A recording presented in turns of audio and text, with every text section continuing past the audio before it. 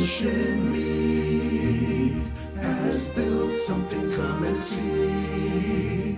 Don't be intimidated by the scope and size of this project. You'll buy wood, you'll buy wood. If your garage is ugly, just take your horse and buggy to Home Depot and you'll buy wood. You'll buy wood, you'll buy wood. You'll buy the wood at Home Depot. And you cannot do this, but you cannot do this. You can do this, you can do this, you can do this, you can do this, you can do this, you can do this. You can get your ass up and go fix the garage. Most of the castles I've lived in had basements and lots of storage.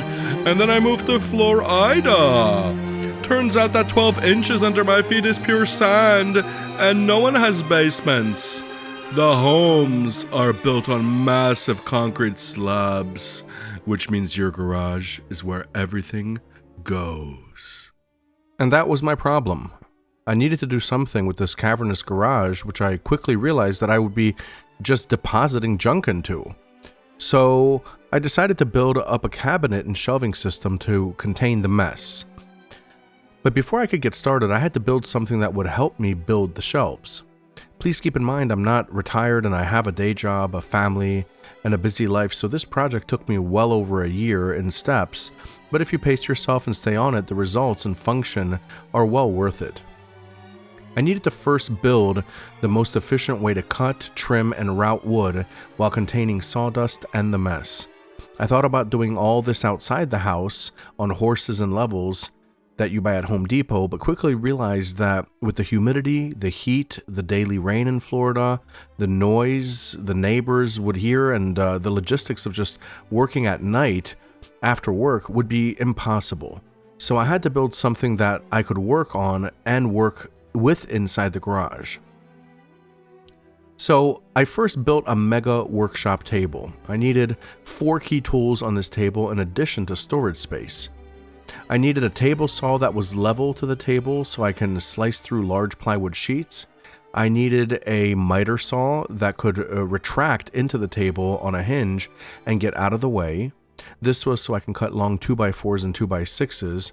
I also needed a dedicated router in the table for shaping that was not handheld. I have a handheld one for other trimmings, but a table one was mandatory for cabinet doors. And these 3 tools could not conflict with each other, meaning the miter and the router had to retract, and the table saw had to allow it to be used as part of the table. The 4th essential item I needed was to find a way to get rid of dust. I opted to build a baffle system to connect to each of the tools, and the entire system would be powered by a shop vac with a tornado collector as the collection bin. I quickly learned that while the tornado thingy works well, it does not work with plastic buckets since the force of the vacuum crushes the plastic bucket, so I upgraded to a metal 6-gallon bucket, which worked great. This way, the shop vac was always clean and the sawdust always went into the metal bin. The flanges and baffles for the sawdust collection were arranged so if I open the left one, it will suck from the sawdust port on the table saw. The right one would have to be closed for that suction to work. If I open the right one and close the left one, the router would get the suction and then the table saw would be cut. And when either of these were closed, the miter saw would get the suction. So you can buy these baffles and flanges online or in stores, and I simply attach them to PVC piping. The hoses and clamps are also easy to find online, but I might have some links for you below. The table needed to be on caster wheels in case I needed to move it around due to the size of some of the wood, and it also had to be sturdy, so I added lots of framework to get it stiff. On top, there would be 2 sheets of plywood glued together with a coat of polyurethane, and then I routed holes and installed rails in the table so I could clamp things down as I worked. I could not have built my shelves so easily if I didn't have this table. The sawdust would have spread around the house, but I was able to work relatively dust-free for most part with this table setup. The MDF was my biggest issue as that produces the most dust, and I would recommend not using it at all except for where maybe I used it, and I will explain later. Above all, pick your sawdust protection wisely.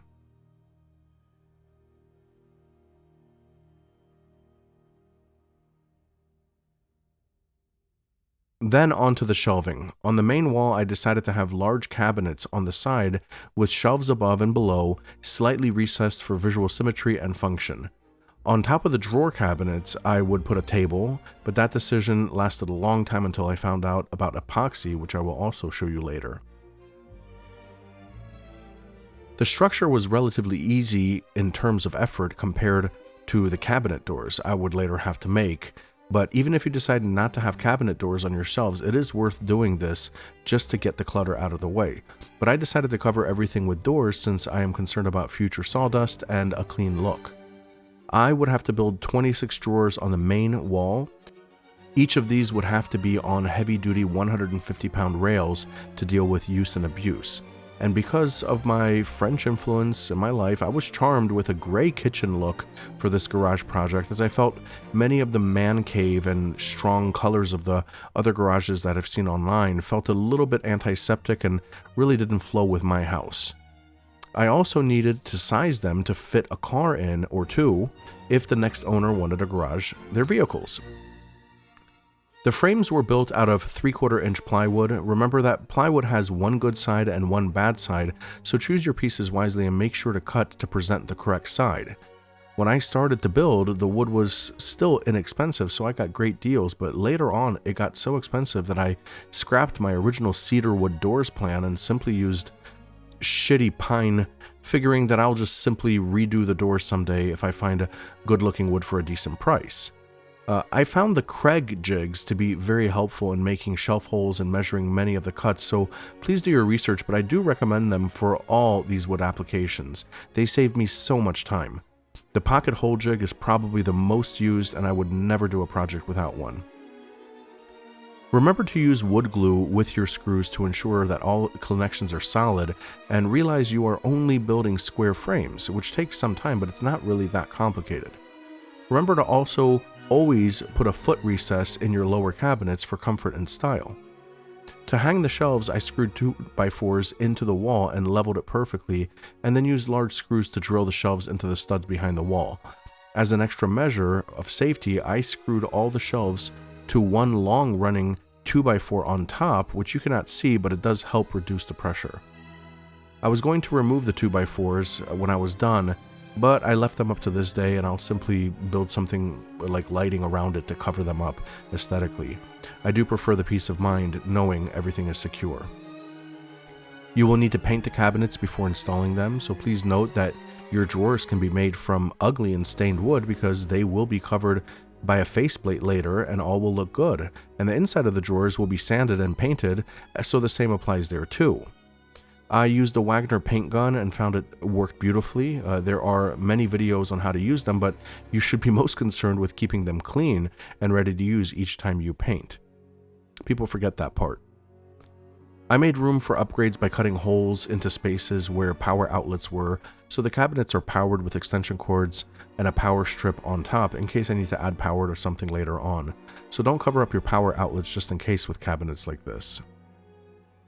And God forbid I have to move this out of the way someday, so I made it that all the drawers come out and a few bolts can be removed and the entire thing can be moved by 2 guys or 2 gals for the gender non-exclusive. Think of carpenter ants, termites, or something that needs attention back there. For the sidewall, I made a cabinet with removable shelves with full access to the panels, and the cabinet itself stands on the one below, which can be removed with a couple screws. This makes future work on that wall possible. Please be careful when working around any house infrastructure like electricity, or ask someone professional to help you if you are uncertain with what you are doing. I also needed to build a pantry attachment cabinet on the side, which would hold bulk items and possibly more weight. So this was totally built out of 3/4 inch shelves, whereas many of the other shelves were just 1/2 inch, and the frame was only 3/4 inch. So over-engineering many of the components to withstand years of abuse and use was the key. In the sidewall unit, I over-engineered a doggy food drawer on a hinge, which has a removable Home Depot bin for cleaning, but it fits exactly 1 bag of dog food and stays out of the way when closed. Since the bin closes when not in use, there is no dog food smell. Much of the drawer design was influenced by the other activities that I have. So I needed room for long telescopes, as you can see by the length of some of the cabinets. I do astrophotography on my driveway and needed everything organized and out of the way and away from sawdust, so I built it to my specs, and which the next owner might not need, but that's why that's mine and why you might want to build yours. I lined many of the drawers that would have sensitive equipment with felt tape. I'm not going to lie, the cabinet doors were the biggest pain in my ass that I've ever experienced in woodworking, mostly due to the fact that I was working with shit pine, which would crack, bend, flake, and was full of knots, and I simply could not invest in cedar or other woods since I was building this at the peak of the shortage insanity. But if you can, stay the heck away from pine. The other issue is that my inserts were 1/2 inch MDF, and no amount of suction and baffles that I built would cut down the dust. We were covered. Everything was covered in dust from head to toe from this MDF. I needed to use MDF because all the other boards that were ultra smooth for such large surface areas were just too expensive at the time. So I went with the MDF because it's super easy to route shapes and fringes, and it was a little bit cheaper. But it didn't crack, it didn't split like particle board would, like plywood would, or certainly like pine would. So live and learn. I am not a woodworker, so I will not be doing a video on rails and stiles, but so many great videos are out there, so become familiar with them. But basically you have 3 router bits to do all of your cabinets. The rail bit will cut a groove, that the stile bit will cut a notch the groove will fit into, and then both cut a notch for your faceplate to fit into.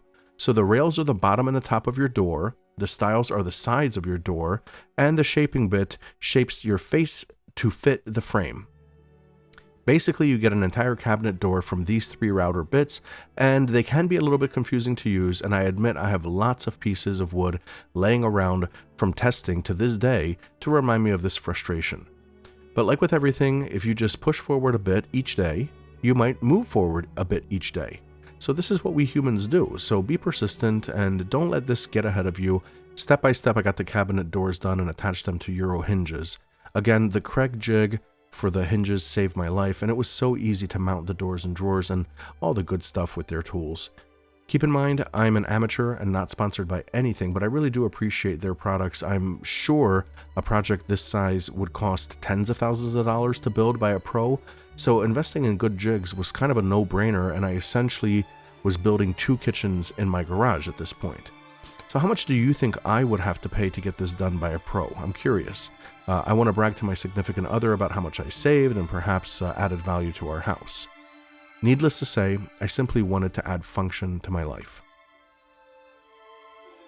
After everything was built, the last step was to finally decide on the flat surfaces, and I racked my brain for quite a while on this issue until I found out what people were doing with epoxy. Now, a word of caution, it's not as simple as all the videos show to get amazing results. It's simple to just simply do. But to get an amazing result, it takes a lot of cleaning, sanding, and prep, and a bit of artistic creativity, but the laying of the epoxy itself was not hard at all. Ours came out decent, I guess, except a couple spots where it didn't cure well, leaving me with like a gummy feeling, but only it's a couple spots, so I'll sand it down someday and add a hard shell clear coat to it. But overall, I was satisfied with the result. I laid the epoxy down on MDF, and it created a really hard surface once it dried that feels much sturdier than I expected, and from really far away, looks like granite. I mean, if you're in Atlanta looking with binoculars toward my house in Florida, you would be impressed with how granite it looks. I added some LED lighting strips to flex and was done with this monster of a project finally. In looking back, I did a couple smart things without realizing their eventual impact, so I'm thankful that I considered them. First, I built my work table, which made my life much easier than trying to lug miter saws and routers and table saws out every time I needed to cut. You may want to skip this step if you will not have additional woodwork in the future, but I plan on building some planters for my garden and need a general purpose work desk in my garage. 2, I invested in jigs that would assist me immensely in measuring and drilling holes. They are a must-have, and I highly recommend them. And thirdly, and maybe most importantly, I did not set deadlines. If you watch my cooking videos, my kitchen is a living kitchen where I cook dinner for my family every day. And it's not a studio, it's not perfect and has to get cleaned before I shoot videos, but this is a real living home. So I did not set a deadline or a goal to complete this, nor did I punish myself for the constant mess that it left me with. And that added less pressure to work with when I could do it and leave it when I couldn't. It was a long project, and stressing on it would make it miserable. This is why I wanted to make this video, to show you what an amateur like myself, who has never been a woodworker, can do with a little bit of instruction from YouTube and lots of inspiration from others and from within. I saw others had great combo work table ideas when I decided to build one myself, and their inspiration helped me to build mine out just the way I wanted it. Remember that it's never the journey or the destination. It's really the companionship along the way, so your creations should be shared with others so they can enjoy them, be inspired by them, and perhaps even benefit from them. So my family now has a place for their golf clubs and things, the dog has a feeding drawer for his food, and our garage is finally manageable. Not perfect, but manageable. Hey, thanks for joining me today.